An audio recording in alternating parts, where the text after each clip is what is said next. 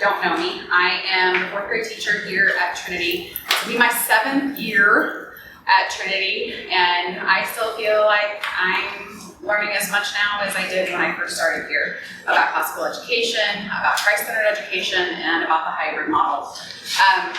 I also serve as our grammar school lead teacher, and today I have the privilege of talking to you about modeling skills, also known as mimetic teaching. So mimetic has Greek origins, the word has Greek origins, and it basically just means to imitate or to model. I'm going to begin our time together with some background, and then we're going to try and take it to a practical level. So if you do not think you're going to want to participate, there's still time for you to go to a different session. I'm just kidding. I want you here, but I'm going to need your participation. You're going to become the students of my class.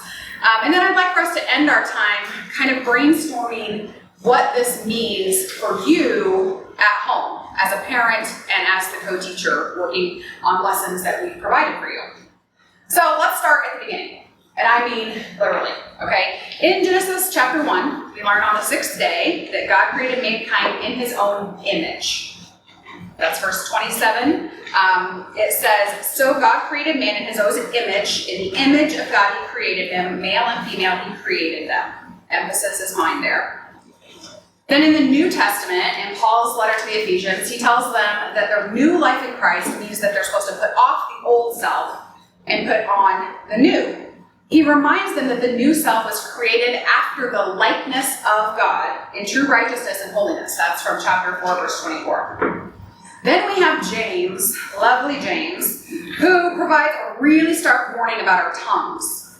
And in that area of scripture, when he's talking about that, he says a lot in relation to our tongues. But he specifically says that with our tongues, we bless the Lord, but we also, quote, curse people who are made in the likeness of God. That's from chapter 3, verse 9. So being created in the image of something means that we have something or someone we know to imitate or to model. Our human brains were designed to learn through modeling and imitation. So let's think about a human in its earliest form, an infant.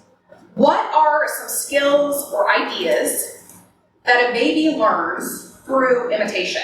These would be things that without the modeling, they're not going to learn effectively.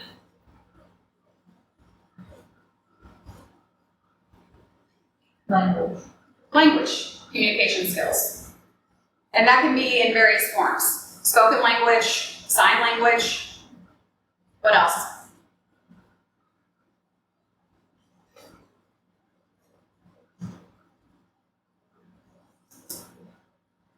I've got teenagers, I can wait you all out.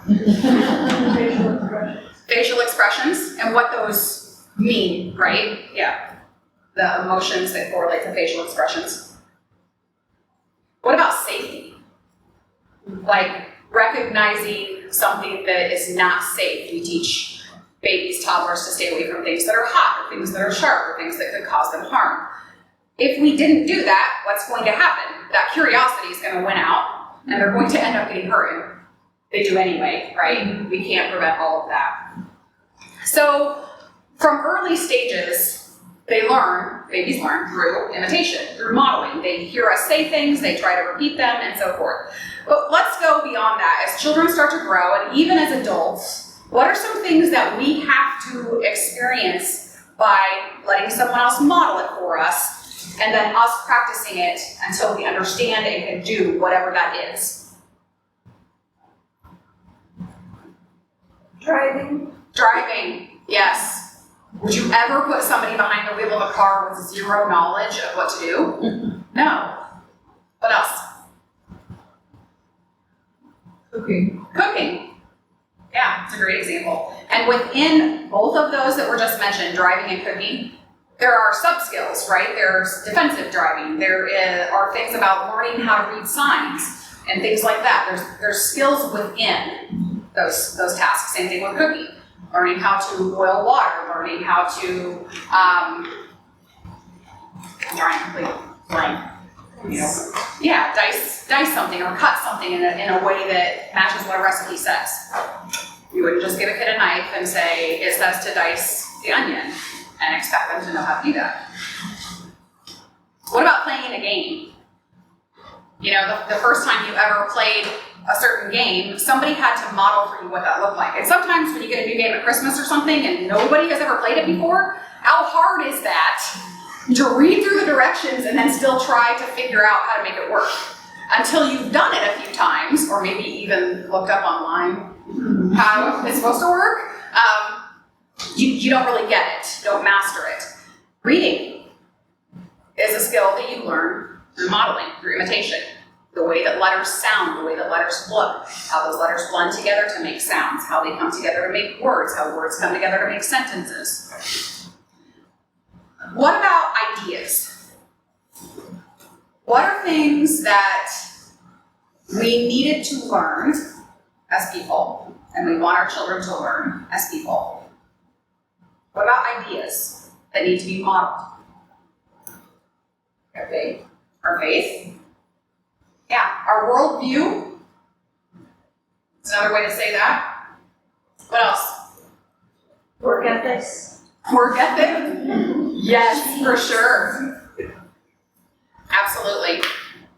And so maybe like etiquette, how to speak to people, how to conduct yourself. Yeah, proper manners and etiquette. Saying please, thank you, holding a door for someone. Those aren't things that are necessarily going to come natural unless you have been trained to do that. So as we recognize there's this huge array of skills and ideas that rely upon imitation or modeling, it becomes easy for us to see how in education it's like, this is the golden thing here. Imitation and modeling is very, very appropriate to any teaching setting, whether it's at home or at school. So from very early ages, we know that kids will mimic what they hear, right? And unfortunately, this is not always a good thing, right? When the guy cuts you off in traffic and you say something that wasn't appropriate, not that I've ever done anything like that, but I'm just saying, your child, depending on the age, will hear that and internalize that and then possibly, likely, repeat it at some point, maybe not even within your hearing. I like to share a funny story about being careful of what you say in front of your children. That my middle son, Eli, when he was in first grade in his class, I got a phone call after school one day, and you never want that, and I'm thinking, first grade, what did he do? You know, did he get into a fight with somebody, push somebody? And she's like, I just wanted to talk to you about how we ended up talking a little bit about the upcoming election. And Eli kind of spoke up and made a comment about how such and such candidate isn't a good choice because they kill babies. That was a big old oops, right? Now, we had talked, obviously he had heard us talking about abortion and about how that topic, it was a hot button topic in the election, and we had feelings, and it wasn't like we said anything wrong, but in discussions about what abortion was, at age appropriate levels, it was, he picked up little bits, and that was what he chose to share with his entire class. So, recognizing that they will repeat and mimic, and maybe only parts of what you say, and so that can be really hard. So we want to be intentional. And the reality that this is how we're wired to learn gives us a huge advantage. Like I said, it's like the golden thing of being able to teach is thinking, okay, how can I, and that's what I want you to walk away with today, is how can I think of this in something that I can model or show my child how to do and then let them imitate it. So we're going to get into it now and try to take it to a little bit of a practical level, but I first want to share with you the Searcy Institute, which is a training and publishing leader in gospel education, has this to say. It says that mimetic teaching is neither a series of immovable steps nor a collection of laws. Instead, it follows a very flexible and adaptable natural stage that students move through when they come to understand and master an idea or a skill. So we're going to see what this looks like, and we're going to start with math, everybody's favorite. So, I'm going to say that you are my students, and we just got done last week mastering one-digit addition. And I'm confident that you have the skills, we've practiced that, you know how to do that. So I may start our lesson with, does anybody remember how last week we learned how to combine or add numbers together? And And of course, there were the hands go in the air. And so then I would say, okay, Darcy, could you tell me what 5 plus 2 equals? 7. Very good, Darcy, thank you. Does everybody agree with Darcy? Are we all on the same page? And here, if you get one of those kids that looks completely lost, then you have to determine, are they really lost or are they just being a stinker? But let's move on. Courtney, what about 3 plus 4? 7. 7 also. Interesting, very interesting. Notice I have the same answer there. Okay, all right, and Dawn, what about 1 plus 8? 7. Are we sure that it's 7? Yes. Would Because you like all to? the other ones are. That is a very good observation. Let's see if we can phone a friend. Callie, what do you think? Is 1 plus 8 7? No. Okay. Is it 9? It is 9, and if we were to remember some of our tools that might help us to count by ones, especially if we're adding things that are less than 10, we've got 10 what? 10 fingers. Let me also remind you that we talked a little bit last week about place value. And so we learned how in a number such as 315, we can identify the place value for each of those. So let's see if we can do that. Christy, what is the place value of my 5? Do you remember what that's called? 1. That is the ones place. That's very good. What about the 1 in my number 315? Aaron? 10s, very good. So that represents in my number the 10s place. And then the 3. Dana? 100. Hundreds, very good. Now, do all of you remember the lessons we did last week about this? Now, you're going to hope that they're going to say yes. And if you really do see a lot of confusion, then you might need to step back and think, okay, maybe we're not going to proceed in the lesson. If they have truly mastered this skill, you're ready to move on to what you want to present. What I just did there is the preparation stage. That is where you're not preparing materials, which is what you might think as a teacher or a parent, getting all your things together, your ducks in a row, so to speak. But you're actually preparing the student to receive new information. You're preparing them by reminding them what they already know. There's a good portion of the lesson that you're going to teach that they can relate to because they have a store of knowledge that you've already given them. But now it is time for you to add a little bit more. Here's the thing, when you do this process, it may seem laborious. It may be like, we already did 1 digit, why are we spending the time, 5 minutes, 10 minutes, maybe longer, reviewing that? Because you want your students to be confident going into that next step. Okay, so that first step is your preparation. You're preparing them to receive, you want them to be confident. Students that are confident tend to be curious to know more, and they're going to be more engaged and they're able to receive that information that you're going to give them. They're going to be excited to connect it to what they already know. How many of you have dealt with a child who is excited to share what they know about something, especially if they think you don't know it? They like that, right? So they like to connect to what they already know. So the second step is presentation. And so here is where you would want to begin to show them something that you want them to learn that's new. So I might put up 21 plus 12, 47 plus 11, let's do 63 plus 36. So this is my presentation stage. I've put information in front of them that they have not seen before. Okay? Now, the neat thing about how our brains are wired is as soon as you see something that you're not familiar with, your brain goes to work trying to figure it out. It uses the store of knowledge that you already have and tries to make a connection to what's this going to mean. And we've all been in those situations where sometimes we think we know or we get a glimpse of it, but there's also times when we're like, I have no idea where this is headed. So presenting it where they've had the chance to be prepared with what they already know, again, gives them the confidence to say, that looks really foreign to me. I don't have any idea where we're going next. If I skip that complete stage and I put this up on the board, the more deer in the headlights looks you're going to get. So in this presentation stage, you just put the things there. You don't even really explain anything. Then I make the invitation as the teacher for you to compare. This is called comparing the types, comparison. We're gonna look at what we already did, what we already know. I'm gonna show you what you don't know. I'm not gonna solve anything yet, but I want you right now to look and compare them.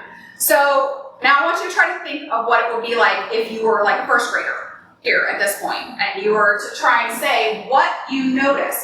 How are they alike? How are they different?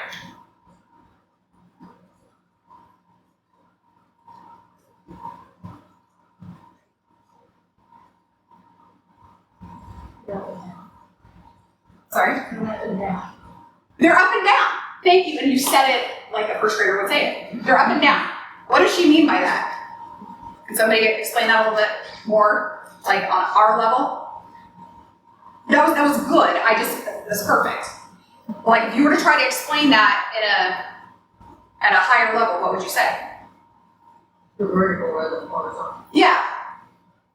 So when she says up and down, she's saying my problem here goes up and down. Here it went from side to side. And those are the words that you're likely going to hear. Horizontal and vertical probably do get introduced, but I don't know for sure.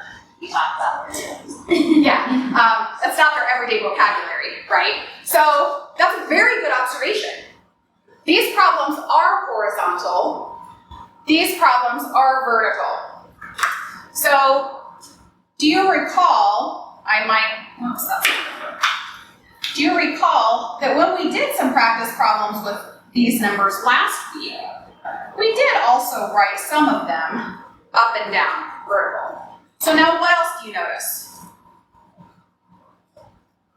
Yes? They're 2 digits. There's 2 digits, or sometimes kids might just say 2 numbers. These only have 1, these have 2. Anything else?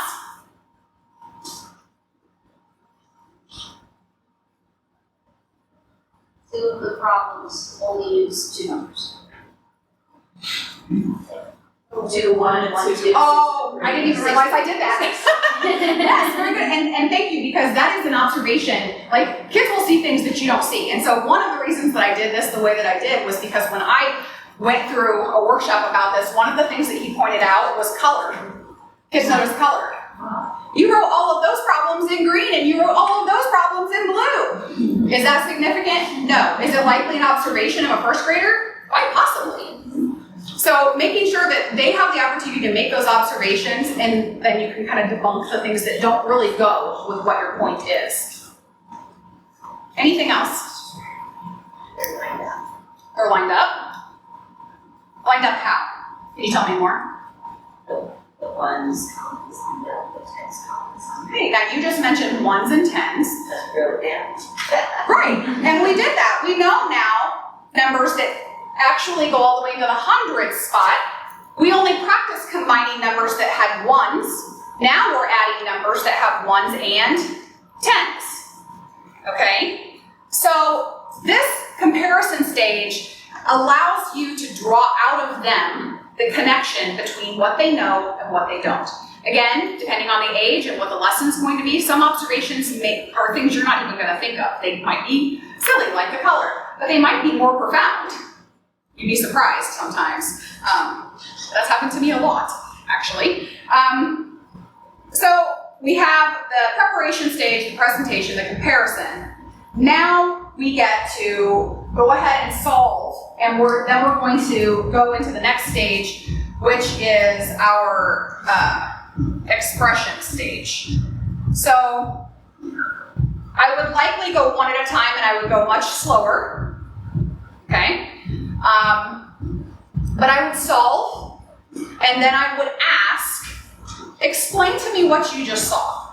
Explain to me what you saw happen there.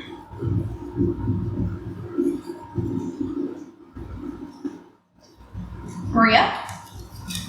You added the digits 1 by 1. Yes. Did you notice where I started?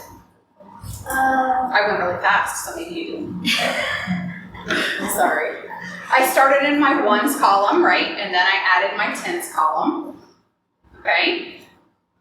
So, what do we see then that's similar to what we did here? I know this is really simplistic, guys, but I think I see my point along.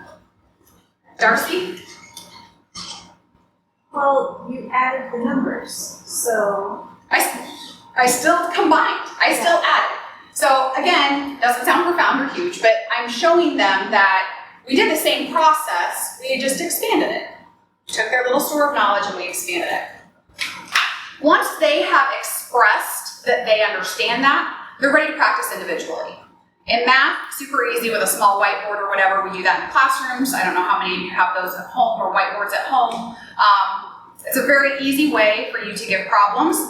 We usually, in our Saxon math curriculum, what would you say, Mr. Williams said, how many practice problems do we have in a lesson? Probably 10, 15? Oh, of the practice set? Yeah, just the practice It will set. range anywhere between like 5 and 15. Yeah, and I try to use that as a really good judge of this is how much the publisher of this curriculum thinks it may take for a student to really grasp what this is. Sometimes we do all the practice problems, sometimes we don't do. It just depends on how well they're getting it. During this time in a classroom setting, this is when a teacher has a unique challenge of trying to see that everybody's knowing where we're at, everybody's on the same page. So that's when we're trying to circulate the room, look at the work, compare, make sure that we're all on board. And if we're not, you go back. You go back to, okay, let's review again. What do we already know about taking two numbers and combining them together? So that's the application. We just went through 5 steps of mimetic teaching. We prepared, we presented, we compared, we expressed, and then we applied. Now we're going to take this in a new direction, and let's talk about, we're going to go up a couple grades here, and imagine that we are learning about literary devices in our literature class. We're studying poetry. And last week we talked about similes, and the students understood what similes were, and they were able to find them in some of the assigned reading I gave them. And now this week I want to talk about metaphors. So to start that lesson, I would probably ask the question, who remembers what a simile is? Can I tell us what a simile is? A simile is a comparison using like or as. Very good, Mr. Williamson. Yes, a simile is a comparison using like or as. And so, who can give us an example of a simile?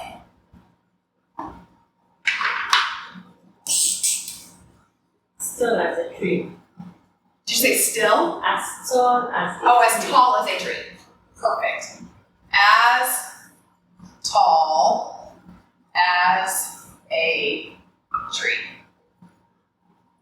How about another one? As white as snow. As white as snow.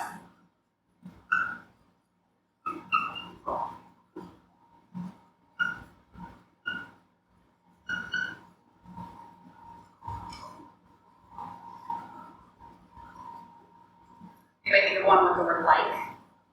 We've done a couple of asses.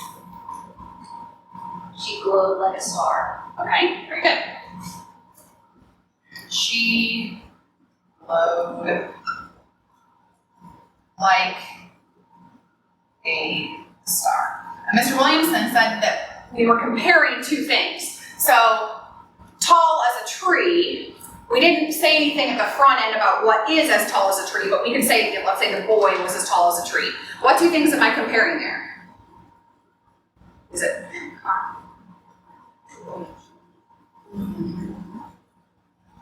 The boy and the tree, right? What about I'm trying to think. Hair. Her hair was as white as snow. What two things are we comparing? Hair and snow. She glowed like a star. She and star. Okay, so we learned that this is a phrase that authors like to use to describe certain things in their writing. It's much nicer than saying her hair was really white. You can see that the imagery that you get from she glowed like a star is quite a bit clearer, quite a bit deeper. So what I just did there, that was my presentation, or my preparing. I prepared you by reminding you what you already know. Okay? Now I'm going to present new types for you. which means giving you something that you've not seen before. Now, the amazing thing is a lot of times kids will, like, actually I have seen that before. Not right where you can see it.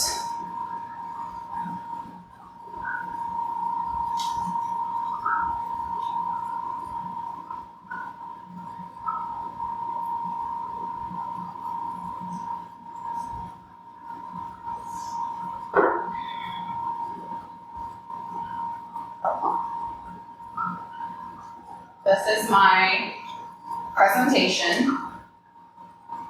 You are already, and they would already be trying to make connections. What is the difference? So I would give you a few moments just to look, and then I would read them aloud or call upon a student to read them. So if I said, the test was a piece of cake, you are an open book. And now I get to that comparison stage where I say, how are they like?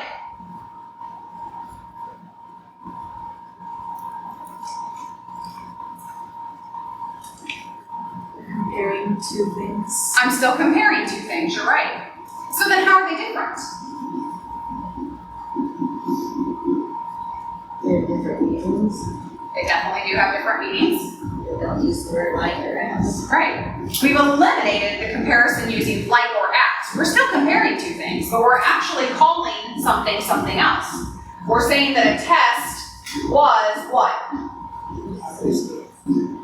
A piece of cake. We're saying that you are open book. So then this was my comparison. The next is expression. I want them to be able to explain back to me. What does that mean? Tell me in your words. So, Christina. Yeah. That one, I was looking, she knew. So the test was easy. Yes, that is what it means. Okay. What about what I know about metaphors versus similes? Could somebody summarize that for us? One shows a comparison between a partial comparison, the other is a total comparison. So one is stronger than the other one, is more complete. Yeah. Now, similes and metaphors, probably even, I don't know, second grade, do you guys come doing similes and metaphors? I'm pretty sure third grade does a little bit, but like the explanation that you just gave, even fourth grade might struggle a little bit with that element of it, but I start with saying, we've eliminated the words like and as, and we are actually, this is like a direct comparison. And you're right. So having them get to the place where they can tell you that, and that's hard. Some students really struggle to articulate even something that they know well, especially if they're called upon in front of their peers. But then that's why we have the final stage, which is the application. I'm going to hand them a piece of writing, and maybe it has both similes and metaphors. And I say, go ahead and take out a red pencil and a blue pencil. And with your red pencil, I want you to find the 2 similes. And with the blue pencil, I want you to find the 3 metaphors. And at the end of that, if they have not been able to do that successfully, we need to tackle it more. Does that make sense? Any questions so far? Okay. So we're going to go with one last example. And it's everybody's favorite, grammar. Thank you for not throwing anything at me. So with grammar, building blocks, right? You learn little bits and pieces and you build and you build and you build. So here at Trinity in grades 1 through 4, we use Shirley English as part of our language arts curriculum. And we teach grammar from that. And how many of you did diagramming at school? Back when, yeah. I was a nerd, I loved it. I don't know why. So when it came to like teaching grammar in a different way, I was a little taken aback. So I was like, oh, I'm not gonna teach them to draw all the lines. Which is probably good in retrospect because sometimes we're lucky if we can write on a regular line, let alone drawing your own. But with Shirley, they do a similar process in identifying the parts of a sentence. Sometimes it's the parts of speech, and sometimes it's the job that the word is doing in a sentence. So we start really simple, and I hope you can see this over here. So we have a sentence that says, Alex ran. So sentence number 1, Alex ran. What's the subject of the sentence? Alex. And in Shirley, we do an oral classification process where we would say, Alex, subject, noun, and we label SN for subject, noun. Okay? What is being said about Alex? Alex ran, verb. And so we put up our symbol for verb. Okay? Let's say that's as far as we've gotten so far. We have not tackled anything beyond just the basic noun and verb. Is it a full sentence? It's not huge, but it makes sense. Alex ran. It's got a capital letter. It's got punctuation marks, so I'm not going to get knocked down for that one. But depending on where I wanted to go with this lesson, I could go a couple different ways. I'm going to show you what that looks like. So I could do, for sentence number 2, I could say, he ran. Now I would again go through the process of saying, compare them. How are they similar? How are they different?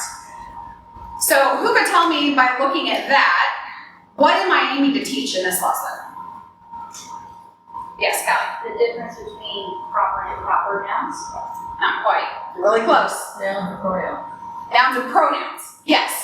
So he is a pronoun. It takes the place of Alex's name. Okay? So, and maybe that's it for the day. Maybe we're just talking about pronouns. Another example for this could be the boy ran. And now we're closer to what you were saying, Callie. When I compare this and this, I'm talking proper noun versus standard noun, right? Or improper. I guess just standard noun. Common. Yeah, thank you. Thank you. Yes, common. All right. You could even do Alex ran quickly. What am I trying to teach here? Adverbs. How did Alex run? He ran quickly. Describes more about how he ran. So do you see how it's the same process? It's the comparison. It's presenting. It's asking them, tell me what you know, and then letting them practice. So if I was going to have them practice their own, I would probably give them a mixed worksheet that has some that, like if my goal was with pronouns, I'd have some that had pronouns and some that didn't. Same thing with common nouns versus proper nouns. Okay, so that shows you kind of how things play out in the classroom. But only a small group of you are classroom teachers. All of you, though, are co-teachers. So let's talk about at home. What are things that as you listen to this, you've either thought back to lessons you've done with your student, or you think of things that you want to teach them. It doesn't even have to be a school-related thing, where you see that this process could work.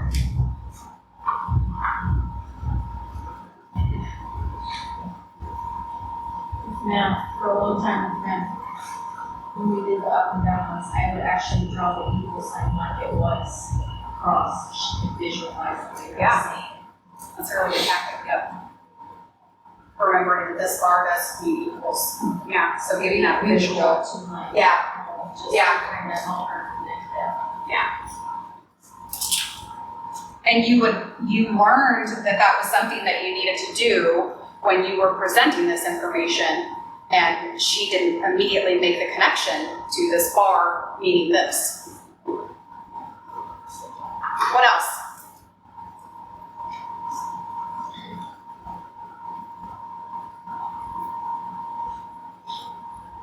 We talked a little bit about reading.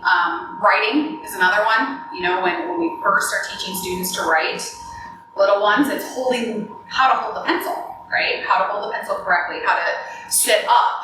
You know, there's reasons that we don't slouch all over, generally speaking, so that we can end up having effective penmanship. I did the same thing.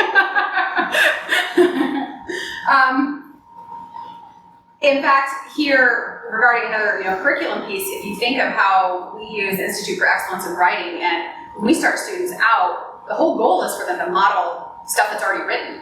We don't say, write stuff on your own. We say, here's a passage with 5 sentences. For each sentence, I want you to pull out 3 key words.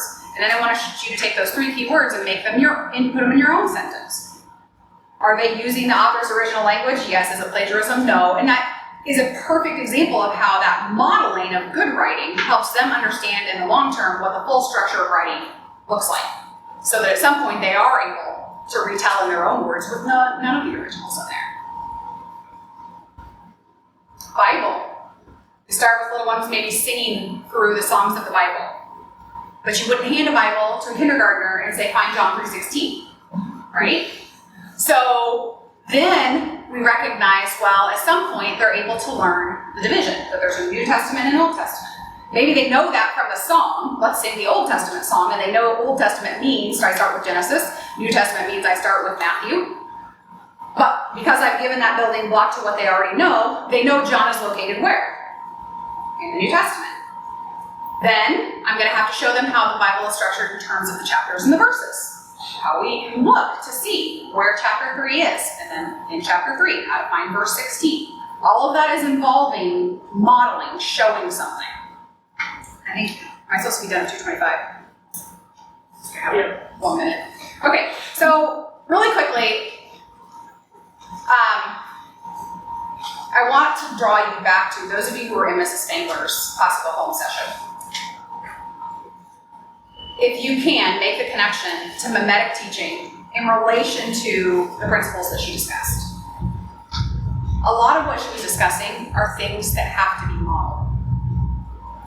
They're not things that are going to come naturally to your child all the time. Sometimes, yes, your child's going to have develop interests that are different than yours. But when we were talking about things like developing natural curiosity, let them see you spending time outside in God's world, or exploring God's creation in other ways.